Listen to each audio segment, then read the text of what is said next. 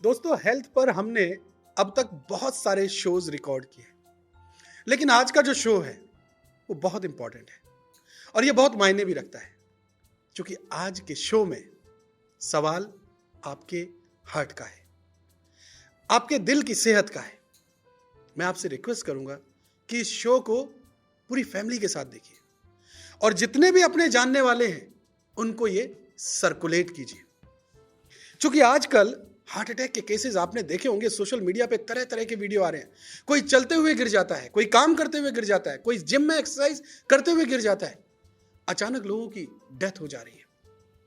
Heart attack क्यों हो रहा है? वजह क्या है? किन कारणों से होता है? हम कैसे इससे बच सकते हैं? हमारी लाइफस्टाइल में हम ऐसा क्या करें जो हार्ट अटैक बहुत दूर रहे हमसे? ऐसे बहुत सारे सवाल हैं जिनके अगर जवाब आप तक पहुंच जाएं तो बहुत मुमकिन है कि आप हार्ट अटैक से बच सकते हैं। ऐसे ही तमाम सारे सवालों के जवाब जानने के लिए आज हमने जिस एक्सपर्ट को बुलाया है, दोस्तों 25 साल से ज्यादा का एक्सपीरियंस है, जमीनी स्तर पर काम किया है, कई बड़े नामी ग्रामी हॉस्पिटल्स में काम किया है, देश विदेश में सेवाएं दी हैं। डॉक्टर विवेक गुप्ता जी, जो कि सीनियर इंटरवेंशनल कार्डियोलॉजिस्ट हैं। डॉक्टर विवेक जी, बहुत बहुत स्वागत है आपका इंडिया न्यूज के इस खास शो मेडिकली स्पीकिंग में। Thank you very much for inviting me, and I will try to do justice for all the questions which will be there in the mind of the public. Doctor साहब, सबसे पहले ये समझ लेते हैं कि ऊपर वाले ने ये जो नायाब हमारा शरीर बनाया है, इसमें जो हार्ट दिया है, इस हार्ट का काम क्या है, ये करता क्या है? देखिए, बहुत अच्छा क्वेश्चन है और मैं हमेशा भी शुरुआती ऐसी करता हूँ। दिल एक तरह का, देखिए दिल एक मंदिर, दिल की वहाँ हमारे दिल से हुआ, मेरा दिल उधर लग गया, वो इमोशंस की बात है। इमोशन भी ब्रेन से होते हैं, लेकिन दिल को क्यों कहा गया है? क्योंकि दिल जब थोड़ा सा एबनॉर्मल एक्टिविटी होती है तो दिल धड़कता है, तो पता लगता है। नॉर्मली तो heart is beating constantly all the time. बच्चा जब पैदा होता है तब से लेकर मृत्यु तक एक हार्ट ही एक ऐसा ऑर्गन है। Heart is a vital organ other than brain, kidney and lungs and everything. लेकिन हार्ट एक ऐसा ऑर्गन है जो बच्चा फीटस लाइफ जैसी आती है, पेट के अंदर बच्चा होता है तब से हार्ट चलना शुरू कर देता है और कॉन्स्टेंटली हार्ट बीट करता रहता है। It does not take rest. Heart ने रेस्ट लिया तो जीवन खत्म। इसलिए हार्ट बहुत इंपॉर्टेंट है। हार्ट एक मस्कुलर पंप है। It is nothing like except for the pump. It is only a muscular organ which has the potential to constantly keep on pumping the blood. नीचे से ब्लड लेता है, ऊपर से ब्लड लेता है, बाकी फेंक देता है। लंग्स में सफाई होती है। तो बेसिकली सबसे इंपॉर्टेंट काम हार्ट जो करता है वो करता है ब्रेन की supply. Seat of life is brain, not heart.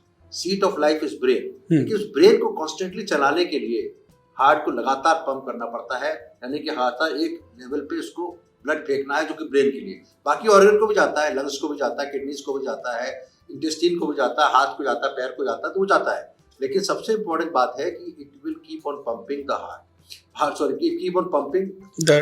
ये ब्रेन का एक बहुत इंपॉर्टेंट बात है। ब्रेन का टिश्यू भगवान ने ऐसा बनाया है कि ब्रेन में अगर 6 मिनट या 4 या 5 मिनट तक ब्रेन की सप्लाई बंद कर दीजिए तो ब्रेन की टिश्यू डेथ हो जाती है और इरिवर्सिबल डेथ हो जाती है।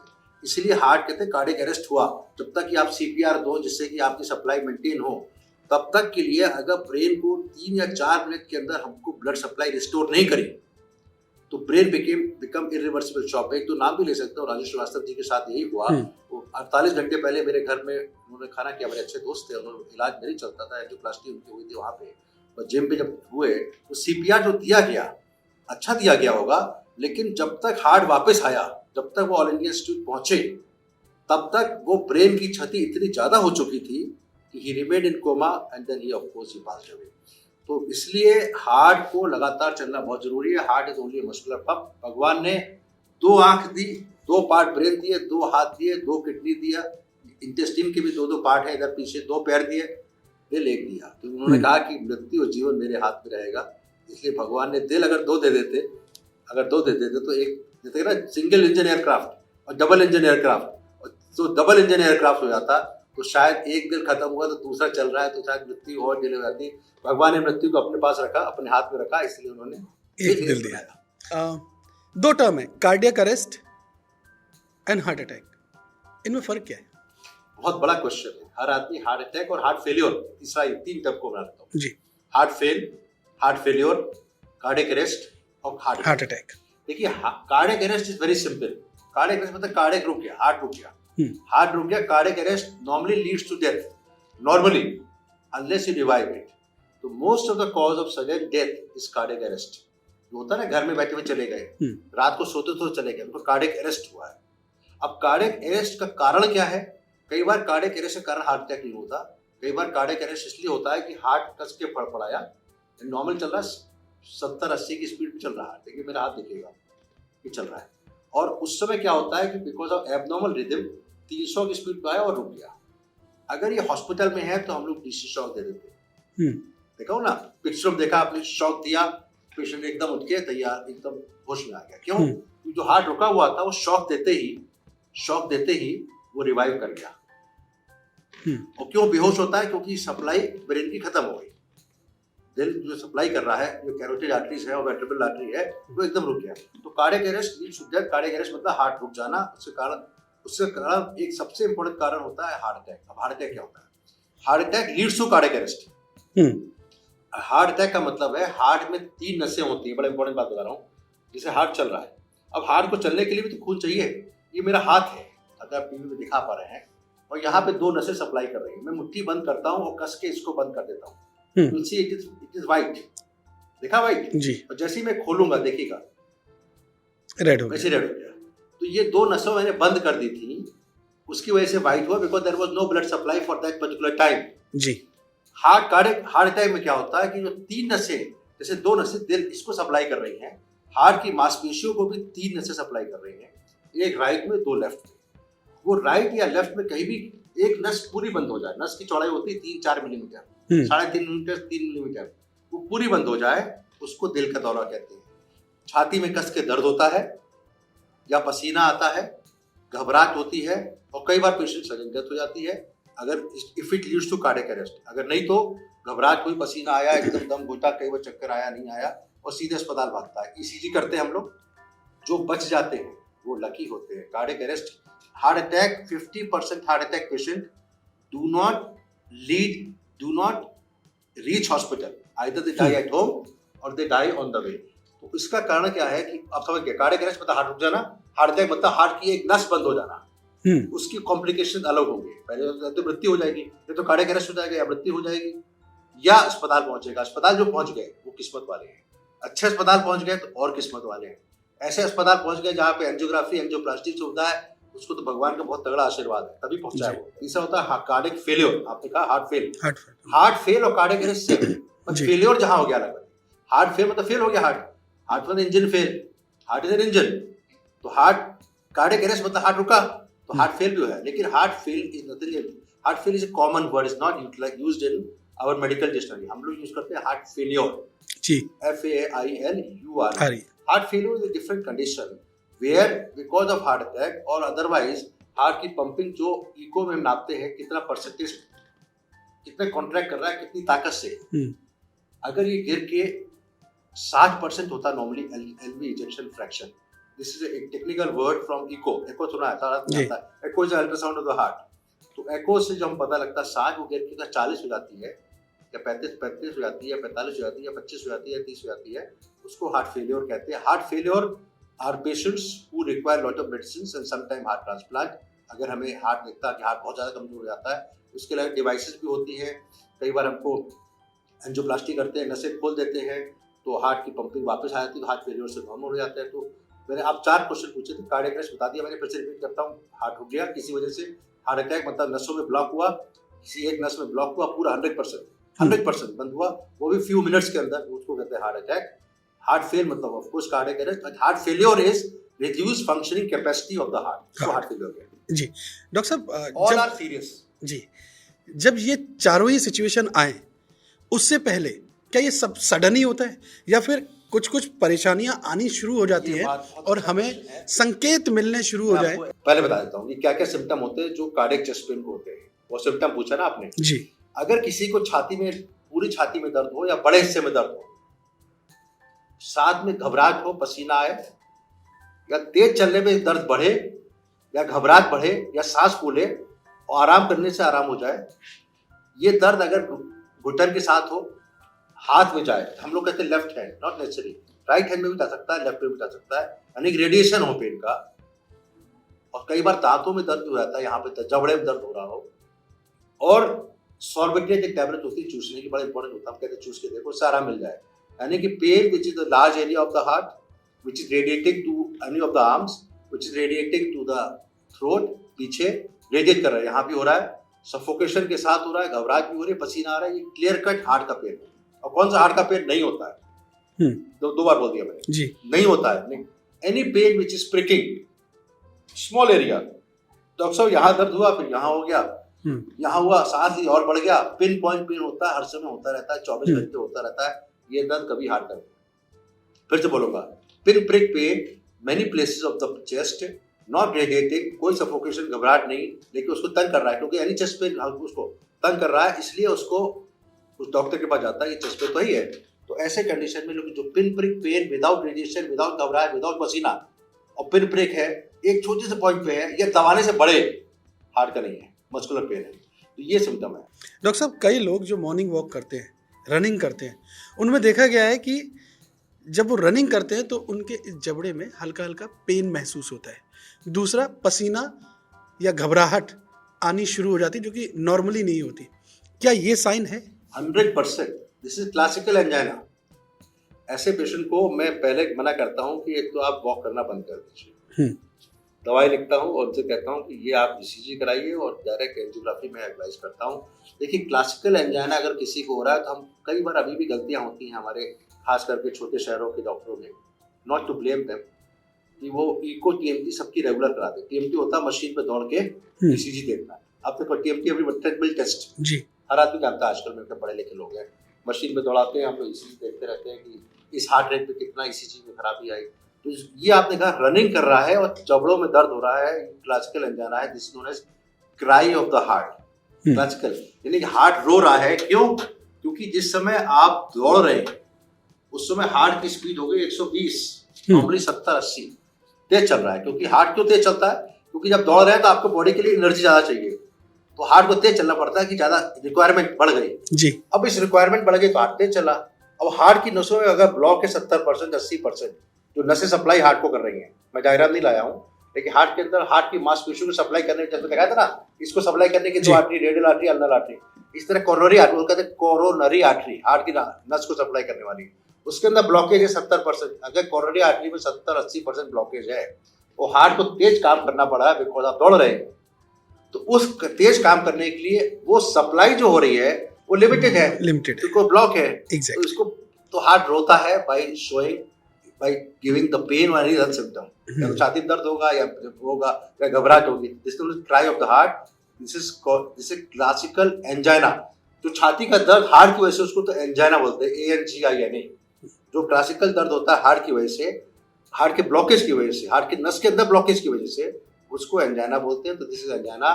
These patients should be immediately, not immediately, but on a priority basis subjected to angiography। इनकी एंजियोग्राफी होनी चाहिए, जहां ब्लॉकेज है पता लग जाए। आगे ब्लॉकेज 70% ज्यादा है तो हम लोग स्टेंट लगाते हैं, और 70 से नीचे है तो हम लोग केवल दवा पे रखते हैं। डॉक्टर साहब एक दूसरी बात ये भी है, अमूमन लोगों को जब प्रॉब्लम हो जाती है, और हार्ट के केसेस में तो ऐसा देखा गया है कि आप 70 से 80% या 90% जब हार्ट अटैक, कार्डियक अरेस्ट या इन सब चीज़ों के क्लोज होते हैं, तब आपको पता लगता है और बहुत देर हो चुकी होती है, फिर 100% डॉक्टर ही संभाल पाते हैं उसको। मैं सिर्फ यहाँ पर एक छोटी सी बात ये समझना चाहता हूँ कि लोग जिनको बिल्कुल एहसास नहीं है, वो नॉर्मल लाइफ जी रहे हैं, how they come to know कि मेरे को कुछ प्रॉब्लम बननी शुरू हुई है या नहीं हुई है। एक नॉर्मल लाइफ को कैसे, आदमी को कैसे पता लगे कि वो हार्ट का पेशेंट हो रहा है या नहीं हो रहा है? बेसिकली मैं सारे चेकअप बताता हूँ क्या क्या होते हैं। रूटीन चेकअप हार्ट के लिए सबसे पहला चेकअप होता है ईसीजी। देखिए ईसीजी अगर नॉर्मल आ जाए, वो हार्ट के अंदर 99-90% ब्लॉकेज भी है, तब भी ईसीजी नॉर्मल आएगा जी। यानी कि normal ECG does not rule out coronary blockages, but it will rule out for that particular time कि आपको दिल का दौरा नहीं पड़ रहा है उस समय के लिए जी। 6 घंटे बाद पड़ सकता है। डराने वाली बात नहीं, फैक्चुअल बता रहा हूँ बात। नॉर्मल ईसीजी आ गया, बट एक सुकून है। कई बार आता है पेशेंट छाती में दर्द लेके, हम ईसीजी करते हैं, नॉर्मल निकलता है, चलो इसको दिल का दौरा तो नहीं है, आगे टेस्ट करेंगे। दूसरा टेस्ट होता है echocardiography. Echocardiography is ultrasound of the heart जी। हार्ट के अंदर 4 वाल्व होते हैं, 3 कोरोनरी आर्टरी होती है, हार्ट की मांसपेशियां होती हैं, हार्ट से एओर्टा निकल रहा होता है, ये सारा सही काम कर रहा है कि ये इंजन ठीक है कि नहीं है, वो देखता है। इको में नसें नहीं दिखती, ब्लॉकेज नहीं दिखता, लेकिन एक मोटे तौर पर ये पता लग जाता है कि हार्ट अभी इंजन ठीक है आपका, यानी कि काम कर रहा, वाल्व भी ठीक है, ये पता लग जाता है। मेन काम इको का ये है। नसों में ब्लॉकेज आएगा नहीं आएगा, लेकिन पुराना दिल का दौरा पड़ता लग जाता है कि पहले दिल का दौरा हो चुका है। अगर किसी को पुराना दिल का दौरा हुआ है तो उसका हार्ट का एक मांसपेशी का हिस्सा, लेफ्ट वेंट्रिकल के 4 हिस्से ना, अपर, इंफीरियर, सुपीरियर, लेटरल वॉल होती है ना, एकदम जैसे कमरा है, कमरे की दीवारें हैं, एक छत है, एक फ्लोर है, छत है, इसी तरह से हार्ट का भी होगा। Any chamber has to have walls. तो उस वॉल में एक हिस्सा भी काम नहीं कर रहा है, वो पता लग गया, जिसका मतलब इसको पुराना दिल का दौरा पड़ चुका है, ये रिक्वायर्स फर्दर इन्वेस्टिगेशन। तीसरी जांच होती है ट्रेडमिल टेस्ट, जिसके मैंने कहा। ये ट्रेडमिल टेस्ट में पेशेंट को जो बिल्कुल एसिम्प्टोमेटिक है, जिसको कभी तकलीफ नहीं है, उसको हम टेस्ट करते हैं। हमारे जैसे हेल्दी हार्ट पैकेज है अपोलो हॉस्पिटल में, या हमारे होल बॉडी चेकअप, उसमें treadmill test is important thing. उसमें मशीन पे पेशेंट को दौड़ाते एक लिमिट तक, पहले एक्सरसाइज 1, स्टेज 1, स्टेज 2, स्टेज 3, इन स्टेजेस में हम दौड़ाते हैं और हम देखते हैं कि क्या क्या इसमें ईसीजी साथ साथ। देखिए, एक ट्रेडमिल होता है घर के अंदर जी, जैसे राजू श्रीवास्तव कर रहे थे अनसुपरवाइज ट्रेडमिल, एक्सरसाइज ही कर रहे थे जिस समय उनको कोलैप्स हुए हो। एक होता है सुपरवाइज ट्रेडमिल, जो हमारे हॉस्पिटल में होता है या किसी हॉस्पिटल में होता है, वो सुपरवाइज्ड होता है, where we keep watching the ECG.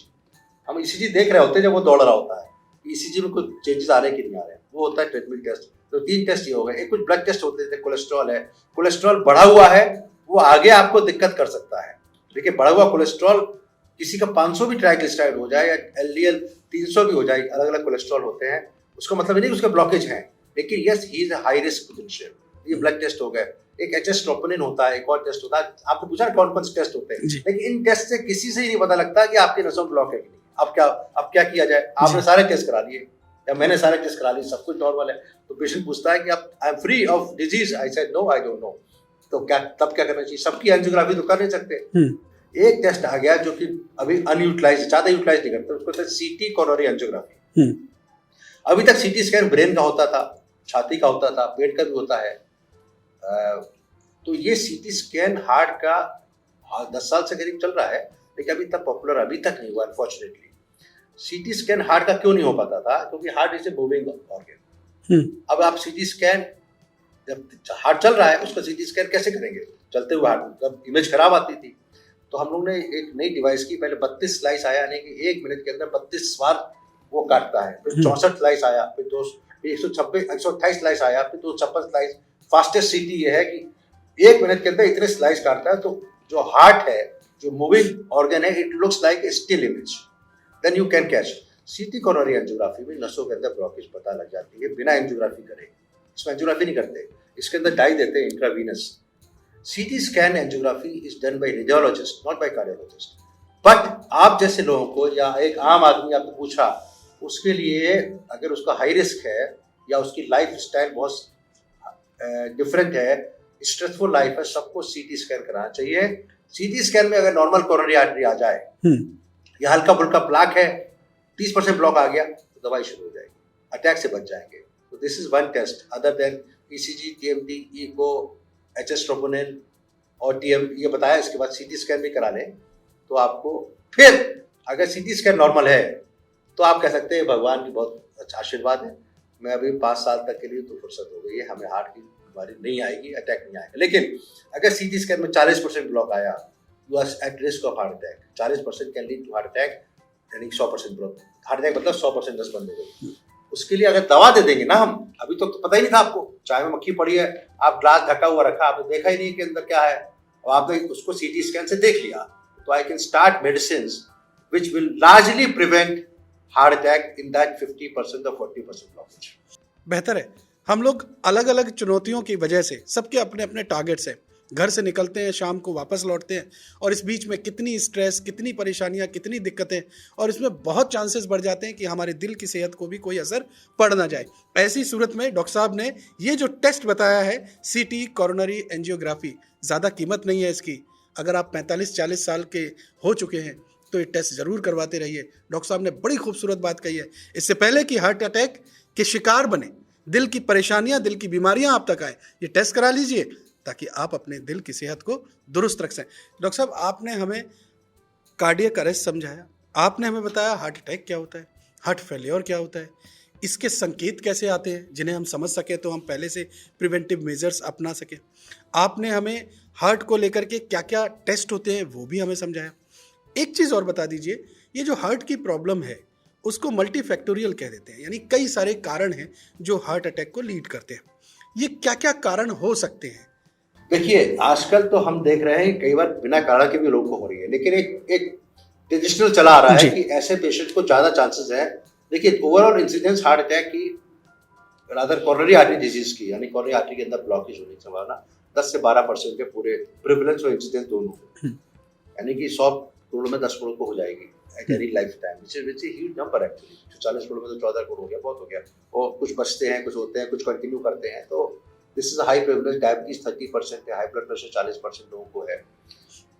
तो यही बताना चाह रहा था कि जो लोग प्री डिस्पोज्ड है, सबसे इंपॉर्टेंट तो है फैमिली हिस्ट्री, यानी जेनेटिक्स। किसी की फैमिली में अगर दिल का दौरा पड़ा है तो वो ज्यादा प्री डिस्पोज्ड है as compare to normal population, जो कभी नहीं हुआ जी।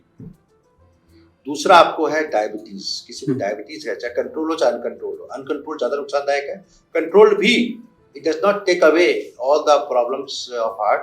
Diabetes, high blood pressure, high cholesterol, smoking, to some extent alcohol. Alcohol is not a major factor for heart disease, but ये स्मोकिंग, टोबैको, च्यूइंग, ये जो है ये ज्यादा चांसेस होते हैं कि कोलेस्ट्रॉल बनने की संभावना, उसको एथेरोस्क्लेरोसिस कहते हैं, ATHEROSCELORIS, एथेरोस्क्लेरोसिस, यानी कि कोलेस्ट्रॉल जम रहा है धीरे धीरे करके। हार्ट के तो 3 ही नसें, अगर 10-12 नसें होती ना तो भी बच जाता। तो भगवान ने कहा 3 नस बनाओ, 1 दिल बनाओ, जिससे कि मृत्यु मेरे हाथ में रहे। हार्ट वाली वो अलग बात है। चलिए, दैट्स अनदर स्टोरी। मैं होता भगवान के साथ बैठा होता, बन जब तैयारी हो रही होती ना जी, तो 4 दिन लगाए। तो हमने सबसे बड़ा पंप है यार, 4 दिन का एयरक्राफ्ट रहेगा ना, 4 इंजन का एयरक्राफ्ट, बताओ सेफर देन 2 इंजन एयरक्राफ्ट। सही बात है कि नहीं है? चलिए, दैट्स जस्ट ह्यूमर।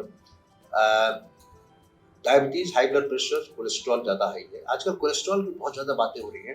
तो कोलेस्ट्रॉल का मापदंड जो आप देखते हैं पैथोलॉजी रिपोर्ट में, वो फर्क है। और जो हम लोग कहते हैं, एलडीएल हम लोग 100 के नीचे रखना चाहते हैं अगर किसी को, और एलडीएल 70 के नीचे रखते हैं किसी को अगर फैमिली हिस्ट्री हो या किसी को हार्ट के अटैक, और जिसको अटैक हो चुका तो उसको 50 के नीचे रखते हैं। तो देयर आर कार्डियोलॉजिस्ट के पर्सपेक्टिव और पैथोलॉजिस्ट के पर्सपेक्टिव में भी फर्क है। तो यानी कि कोलेस्ट्रॉल कंट्रोल करिए, डायबिटीज कंट्रोल करिए, हाई ब्लड प्रेशर कंट्रोल करिए। सबसे इंपॉर्टेंट है नींद और मानसिक तनाव। मैं सबको कहना चाहता हूँ कि अगर नींद पूरी हो, अपने प्रधानमंत्री जी ब्लेस्ड है, वो कहते हैं 4 घंटे 3 घंटे सो के भी स्वस्थ हैं, बहुत बड़ी बात है, भगवान का आशीर्वाद है। लेकिन आम आदमी के लिए 7 घंटे की नींद बहुत जरूरी है। I think one of the factor which is causing more and more heart disease also lack of sleep.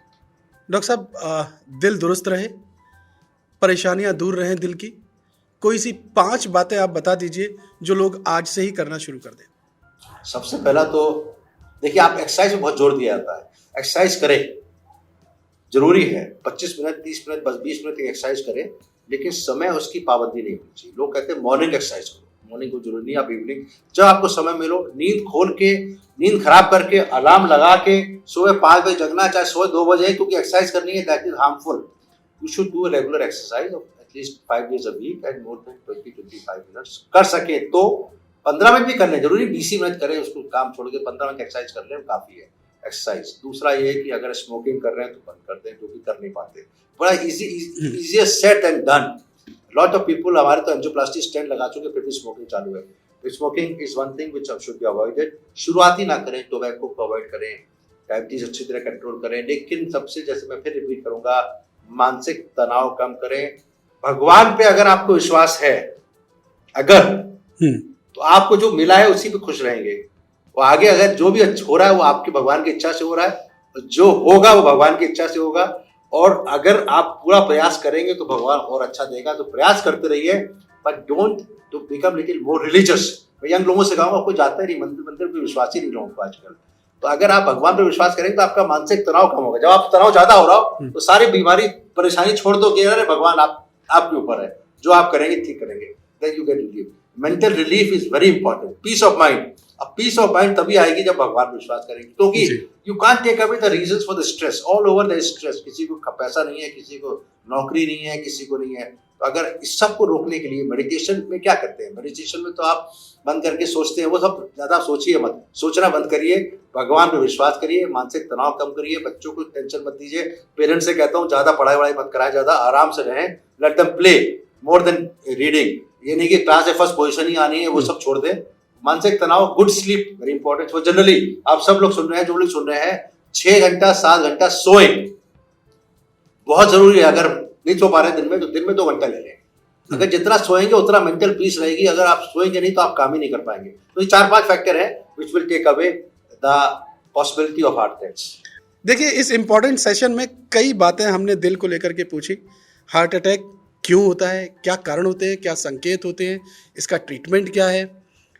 इन सब के बीच में डॉक्टर विवेक गुप्ता ने जो एक अहम बात बताई वो ये कि एक टेस्ट है जिसे सभी को करा लेना चाहिए, वो लोग जो 35 साल से ऊपर के हैं, ताकि अगर हार्ट अटैक या ब्लॉकेज की चांसेस बढ़ रहे हैं तो आपको समय से आपको पता लग जाए। और उस टेस्ट का नाम है सीटी कोरोनरी एंजियोग्राफी। ये टेस्ट बहुत ज़्यादा कोई कॉस्टली नहीं है। इसे कराने के बाद आपको कम से कम ये तो पता लग जाएगा कि आपका दिल परेशानी में है या फिर नहीं है। बहरहाल डॉक्टर साहब, आप इस सेशन में आए और इस सेशन में जो इतनी इंपॉर्टेंट आपने इन्फॉर्मेशन दी, यकीनी तौर पर इसको लोग सुने, समझें और इसको अप्लाई भी करें अपने जीवन में, तो वो दिल से जुड़ी हुई जो दिक्कतें हैं उनको काफ़ी हद तक दूर कर पाएंगे, ऐसी हमें उम्मीद है। आज मैं एक प्रॉमिस आपसे इस शो पर और लेना चाहता हूँ। ये जो इम्पॉर्टेंट इन्फॉर्मेशन दी, इसका एक और हिस्सा जो अभी बाकी है, उसके लिए आप जल्द ही हमारे लिए समय निकालेंगे। Thank you very much. It will be my pleasure to come back again. मुझे खुशी होगी कि फिर से जितना पब्लिक को जानकारी दे पाऊँ, मुझे लिए बड़ा खुशी होगी इस बात। इस शो में आए, आपका बहुत बहुत शुक्रिया। Thank you so much. Thank you sir.